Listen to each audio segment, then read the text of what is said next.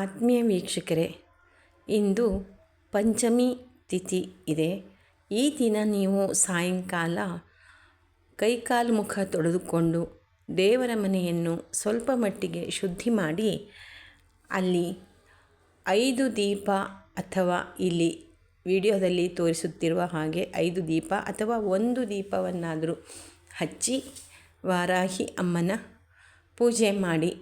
ಮುಂದೆ ಮಂತ್ರ ಬರುತ್ತದೆ. ಆ ಮಂತ್ರವನ್ನು ನೀವು 108 ಸಲ ಹೇಳಿದರೆ ನಿಮಗೆ ತುಂಬ ಒಳ್ಳೆಯದಾಗುತ್ತೆ ಅಂದರೆ ಅರ್ಧಕ್ಕೆ ನಿಂತು ಹೋದ ಕೆಲಸ ಕಾರ್ಯಗಳು, ಅಂದರೆ ಮನೆ ಕಟ್ಟಬೇಕು ಅಂತ ಅಂದ್ಕೊಂಡಿದ್ದು ಅರ್ಧಂಬರ್ಧ ಆಗಿದೆ, ಅಥವಾ ಯಾವುದೋ ಒಂದು ನಿಮ್ಮ ಉದ್ಯೋಗದಲ್ಲಿ ಈ ಥರದ್ದು ಯಾವುದೇ ಬಂದರೂ ಅರ್ಧಕ್ಕೆ ನಿಂತು ಹೋದ ಕೆಲಸಗಳು ಪೂರ್ಣ ಆಗುತ್ತೆ. ನೀವು ವಾರಾಹಿ ಅಮ್ಮನ ಪೂಜೆ ಮಾಡುವಾಗ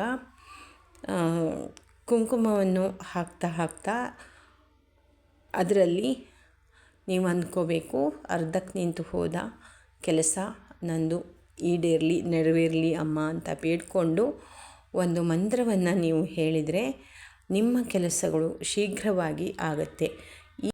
ಈ ಪೂಜೆಯನ್ನು ಎಷ್ಟು ದಿನ ಮಾಡಬೇಕು, ಯಾವತ್ತು ಮಾಡಬೇಕು ಅಂತ ಅಂದರೆ ಇದು ಪಂಚಮಿ ತಿಥಿ ದಿನ ಮಾತ್ರ ಮಾಡುವಂಥದ್ದು, ಅಥವಾ ಹುಣ್ಣಿಮೆ ಅಮಾವಾಸ್ಯೆ ದಿನ ಮಾತ್ರ ಮಾಡಬೇಕು. ನಂತರ ಕುಂಕುಮವನ್ನು ಪ್ರತಿನಿತ್ಯ ನೀವು ಹಚ್ಕೋಬೇಕು. ಓಂ ಹ್ರೀಂ ಗ್ಲೌಂ ವಾರಾಹೇ ಸರ್ವಕಾರ್ಯಸಿದ್ಧಿಂ ಕುರು ಸ್ವಾಹಾ. ಓಂ ವಾರಾಹೇ ನಮಃ. ಓಂ ಹ್ರೀಂ ಗ್ಲೌಂ ವಾರಾಹೇ ಸರ್ವಕಾರ್ಯಸಿದ್ಧಿಂ ಕುರು ಸ್ವಾಹಾ. ಓಂ ವಾರಾಹೇ ನಮಃ. ಓಂ ಹ್ರೀಂ ಗ್ಲೌಂ ವಾರಾಹೇ ಸರ್ವಕಾರ್ಯಸಿದ್ಧಿಂ ಕುರು ಸ್ವಾಹಾ. ಓಂ ವಾರಾಹೇ ನಮಃ.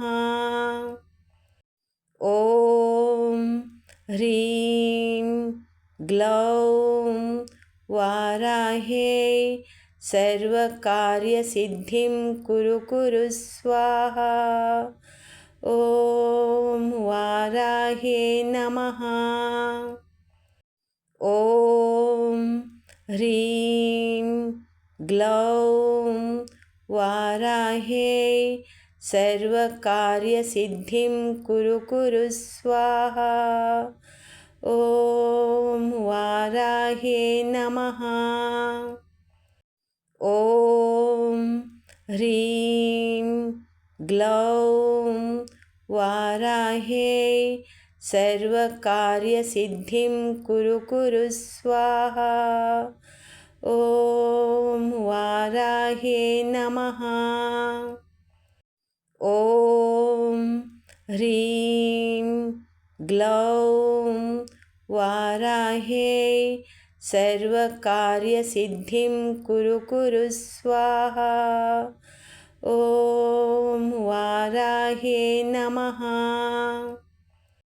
ಓಂ ಹ್ರೀಂ ಗ್ಲೌಂ ವಾರಾಹೇ ಸರ್ವಕಾರ್ಯಸಿದ್ಧಿಂ ಕುರು ಸ್ವಾಹಾ.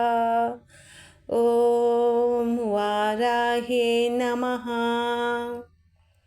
ಓಂ ಹ್ರೀಂ ಗ್ಲೌಂ ವಾರಾಹೇ ಸರ್ವಕಾರ್ಯಸಿದ್ಧಿಂ ಕುರು ಸ್ವಾಹಾ.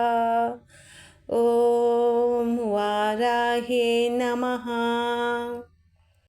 ಓಂ ಹ್ರೀಂ ಗ್ಲೌಂ ವಾರಾಹೇ ಸರ್ವಕಾರ್ಯಸಿದ್ಧಿಂ ಕುರು ಸ್ವಾಹಾ. ಓಂ ವಾರಾಹೇ ನಮಃ. ಓಂ ಹ್ರೀಂ ಗ್ಲೌಂ ವಾರಾಹೇ ಸರ್ವಕಾರ್ಯಸಿದ್ಧಿಂ ಕುರು ಸ್ವಾಹಾ. ಓಂ ವಾರಾಹೇ ನಮಃ. ವೀಕ್ಷಕರೇ, ಈ ಮಂತ್ರವನ್ನು ನೀವು 108 ಸಲ ಜಪಿಸಿ. ನಾನು ಇಲ್ಲಿ ವಿಡಿಯೋ ತುಂಬ ಲೆಂತಿ ಆಗೋ ಕಾರಣ 11 ಸಲ ಮಾತ್ರ ಪಠಿಸಿದ್ದೇನೆ. ನೀವು 108 ಸಲ ಪಠಿಸಿ ನಿಮ್ಮ ಕನಸುಗಳನ್ನು ನೆರವೇರಿಸಿಕೊಳ್ಳಿ. ಧನ್ಯವಾದಗಳು. ನಿಮಗಿಷ್ಟವಾದವರಿಗೆ ಈ ವಿಡಿಯೋವನ್ನು ಶೇರ್ ಮಾಡಿ, ಸಬ್ಸ್ಕ್ರೈಬ್ ಮಾಡಿಕೊಂಡು ನೋಡಿ.